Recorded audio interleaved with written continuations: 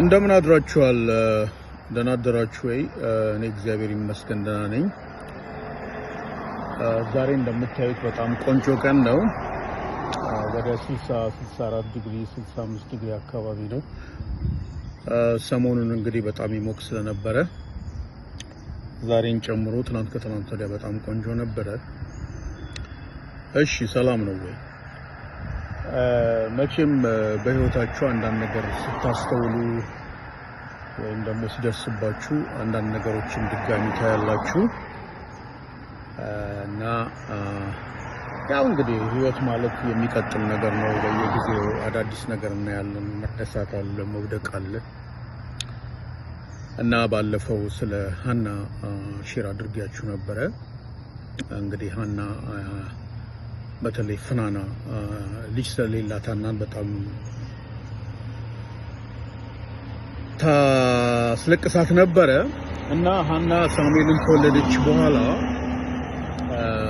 ምዕራፍ 2 ላይ የተናገረችው ነገር ምዕራፍ 2 ቁጥር 3 ላይ በተለይ መዝጊያው ከአፋችሁ የኩራት ነገር እንዳይወጣ ተጠንቀቁ ትላለች እና አትታበዩ፣ በኩራትም አትናገሩ፣ እግዚአብሔር አዋቂ ነውና እያለች ትናገራለች። እና አንዳንዴ በልባችንም ይሁን በአፋችን በልባችን ስለምናስበው በአፋችን ስለምንናገረው ነገር በጣም መጠንቀቅ አለብን። ማለት እንግዲህ እኔም ቦን ከዚህ ነገር ይጸዳው አይደለሁም። ለምሳሌ አንዳንዴ ሉካትሚ የደረስኩበት ቦታ ወይም ደግሞ ድሮ አሁን ለምሳሌ ኤ ስናመጣ ምናምን ነገር ኤ ያገኘው ቢም ስናመጣ ቢያገኘው እንላለን። አሁን ሲ ላይ በመንደርስበት ጊዜ እንትን እንላለን። ግን ዲ እና ኤፍ ስናመጣ ዲ ሰጠኝ ኤፍ ሰጠኝ እንላለን እና ብሌም ሽፍት እናደርጋለን። እና የሰው ልጅ በባህሪው ኮራኮራይ ማለት ነገር አለበት። በተለይ ደግሞ ለሌላው ሰው ካደረገም ደግሞ እኔ ነኝ እኮ ያደረኩለት እንደዚህ የሚል ነገር አለው። በተወሰነ ደረጃ ኢትስ ኦኬ። ግን ደግሞ ያ ነገር ኮንሲስተንትሊ ሁሌ በሚሆንበት ጊዜ ቬሪ ዴንጀረስ ነው እና ዋናው አድራጊው እግዚአብሔር ነው። አሁን እዛ ሀና ያለች ቦታ ላይ አትታበዩ፣ በኩራትም አትናገሩ፣ እግዚአብሔር አዋቂ ነውና ብላለች እና የመጨረሻ አድራጊው እግዚአብሔር ነው እና ተደርጎላቸውም ባክነው የቀሩ ሞልተዋል እና ቱ ሰርቴን ዲግሪ በሰው ልጅ በሌላው እርዳታ ወይም ደግሞ በሌላው ችሮታ ወይም በሌላው ድጋፍ አንድ ሰው ቢሳካለት ወይም ደግሞ ከችግሩ ቢወጣም ግን ተደርጎለትም ችሮታውም ተደርጎለት ተሰጥቶትም ምንም ተብሎ ባክኖ የሚቀራል። ስለዚህ ያ አድራጊው ሰውዬ ለተሳካለት ሰውዬ አይ እኔ በኔ እኮ ነው እዚህ እየደረሰው እያለ ሁልጊዜ ጉራው መንፋት የለበትም። ያ እንዲሁም ጥሩ አይደለም። በረከቱ እንዲሁም ለሱ ነው እና አንዳንድ ኤግዛምፕሎች ለማየት ለምሳሌ ከኦልድ ቴስትመንት ነው እንግዲህ እኔ አሁን የመጡልኝ ነገሮች። አሁን ለምሳሌ የሀናን አየን። ቀጥሎ ዳዊት እንግዲህ ከተለያዩ ሴቶች ወልደዋል። ነገር ግን የዙፋኑ ተረካቢ ሆኖ የመጣው ማን ነው? ሰለሞን ነው። ሰለሞን የማን ልጅ ነው? የቤርሳቤ ልጅ ነው። እንዲሁም ከቤርሳቤ ጋር ያለው ግንኙነት ወይም ትዳር የተረገመ መሆን ነበረበት እና መጀመሪያ የተረገዘው በአደልተሪ የተረገዘው ልጅ ሞተ።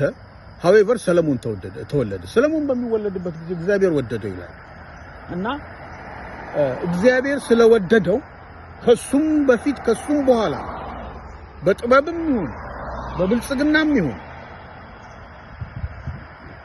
ከሱም በፊት ሆነ ከሱ በኋላ ያለ ንጉስ የለም። አሁን በታሪክ እንግዲህ እንደ መጽሐፍ ቅዱስ ማለት ነው።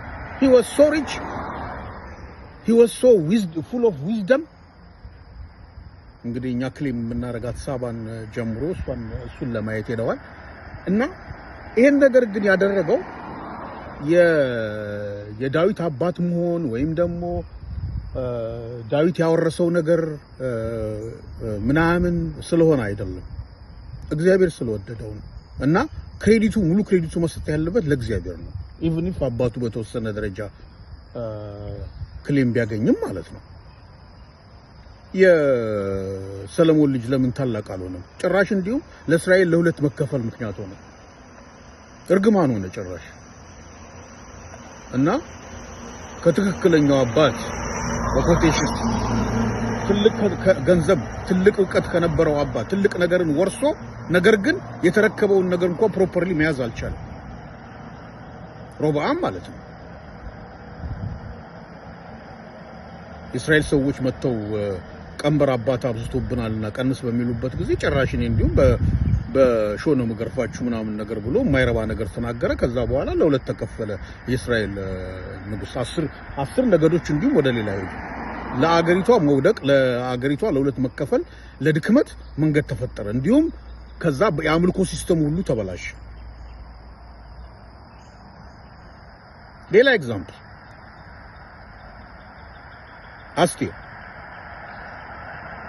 አስቴር ያው ታሪኳን መድገም አያስፈልግም።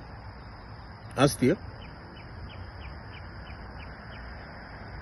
at the right time at the right place የተገኘች ሴት ነች። እስራኤላውያን እንዲድኑ ማለት ነው። ማለት in a nutshell ሃማ የሚባል ሰው ነበረ። እሱ ሰውዬ እስራኤላውያንን ለማጥፋት እንግዲህ የሆነ የዶለተውን ምናምን ነገር ነበረ። ይሄን ነገር መርዶክዮስ ሰማ። መርዶክዮስ በሚሰማበት ጊዜ ለሷ መልእክት ላከላት። ግቢና ይሄንን ነገር ለንጉሱ ተናገር ያለች። ግን አልተጠራሁም፣ ሳልጠራ ብሄድ ደግሞ ልሞት እችላለሁ አለችው። አይ እንግዲህ ለዚህ ኮንዲሽን አንቺን ያስቀምጠሽ ከሆነ እግዚአብሔር በምን ታውቂያለሽ? መዳን አለ መዳን ከሌላ ቦታ ይመጣልናልኛ። ነገር ግን በምንጠፋበት ጊዜ አንቺ ትጠፊያለሽ አላት። በምንጠፋበት ጊዜ አንቺ ትጠፊያለሽ አላት። አይቀርልሽም ማለት ለምንድን ነው? የሚያድነው እግዚአብሔር ነው፣ የሚያኖረው እግዚአብሔር ነው፣ ሰው አይደለም። እና ገባች፣ ሞገስን አገኘች። የመንግስቴን እኩሌታ ሰጥሻለሁ አላት ንጉሱ። ከዛ በኋላ ነገረችው፣ ያ ነገር ተገለጠ። ከዛ በኋላ ለእስራኤል ነፃነት ሆነ ማለት ነው። እና ተመልሳ መጣ ለመርዶክዮስ። በኔ እኮ ነው እናንተ ሄዳናችሁት አለች። ኖ በፍጹም ደህንነቱ የመጣው ከእግዚአብሔር ነው። ደህንነቱ የመጣው ከእግዚአብሔር ነው፣ ከአስቴር አይደለም። ሺዛን ሚንስ እሷ ባትሳተፍበት ኖሮ እግዚአብሔር ከሌላ ቦታ ደህንነት ያመጣላቸው ነበረ። የሂውማን ቢንግስ ኢንፑት፣ የሂውማን ቢንግስ ኢንፍሉዌንስ በጣም የተወሰነ ነው። በጣም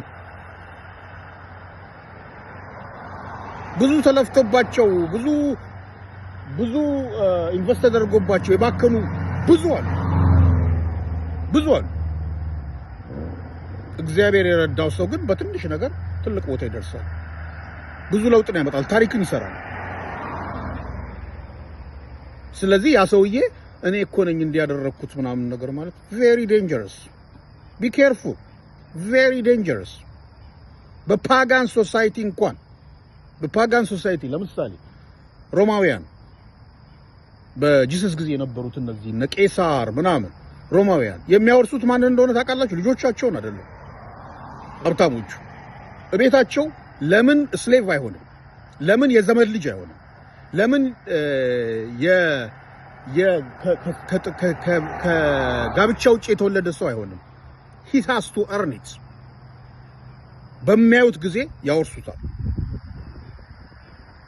የቄሳርን ዙፋን የወረሰው ልጁ ወይም ምናምን አይደለም። ኦክታቪየስ የሚባል እኔው ብዙ ስቶሪ አለ። ለማንኛውም ማለት በድፍረቱ ይሁን በጥበቡ ይሁን ፓጋኑ ማለት ነው ስለዚህ ቢኬርፉ ለሰው በምታረጉበት ጊዜ ይመለስልኛል ወይም ደግሞ ያ ሰውዬ እድሜ ልኩን ተንበርክኮ ያመሰግነኛል ብላችሁ አታርጉ። እንዲሁም እርግማን ነው የሚሆነው። አንድ ነገር መልካም ነገር የተሰጠን ለኛ ያ እንድንኖርበት ነው። ለኔክስት ጄኔሬሽን ማሳለፍ፣ ለልጆች መስጠት፣ በመልካም ሁኔታ መኖር መልካም ነው። ነገር ግን ለማካፈልም ነው። ማካፈል አለብን ካለን ነገር ማለት ነው። ከእውቀታችን ይሁን ከገንዘባችን ይሁን ከበረከታችን ይሁን ማካፈል አለብን። ያንን ደግሞ ያካፈልነው ነገር ይደረግልኛል ብለን ሞቲቭ ነው ዋናው ነገር። ይደረግልኛል ብለን አይደለም እናደርገው፣ ወደን ፈቅደን ነው ያደረግነው። እና ያ ወደን ፈቅደን ኢንቨስት ያደረግንበት ሰውዬ መልካም ሁኔታ በሚደርስበት ጊዜ መደሰት ያም ደግሞ ሰውዬ በዛ ሰውዬ ደግሞ መኩራት ሳይሆን ላደረግነው ኢንፑት ደግሞ ልባችንን ሊያሞቀውና ልንደሰት ነው የምንፈልገው እንጂ እንዲያጥንልን አይደለም። እኛ ይሁን አማልክት አይደለንም፣ ሂውማን ቢንግስ። እኛም ብንሆን ዜሮ ልንሆን እንችላለን። ስንመጣ እዚህ ምድር ላይ ራቁታችንን ነው የመጣው። ማንም ሰው ደግሞ ከድሮ ጀምሮ ዘርማንዘሩ ሀብታም የሆነ ሰው የለም። at some point ነው እንግዲህ ከሆነ ሰው ጋር ይቀጥላል እያሉ እንኳን ባልሰራነውና እኛ በተቀበልነው ቀርቶ በሰራነው ነገር እንኳን በጣም መኩራራት በጣም መጥፎ ነው። አትታበዩ፣ በኩራትም አትናገሩ፣ አትታበዩ። እግዚአብሔር አወቀ ነውና አለች። ተመለሱና አንደኛ ሳሙኤል ምዕራፍ 2 ቁጥር 3 ነው አንብቡት እና be careful, okay? የእግዚአብሔር ስም የተባረከ ይሁን። enjoy this day, such a beautiful day. ይሄው ግሪን ነው፣ በጣም ያምራል። እዚህ አካባቢ ያላችሁ ተባረኩ። ባይ ባይ።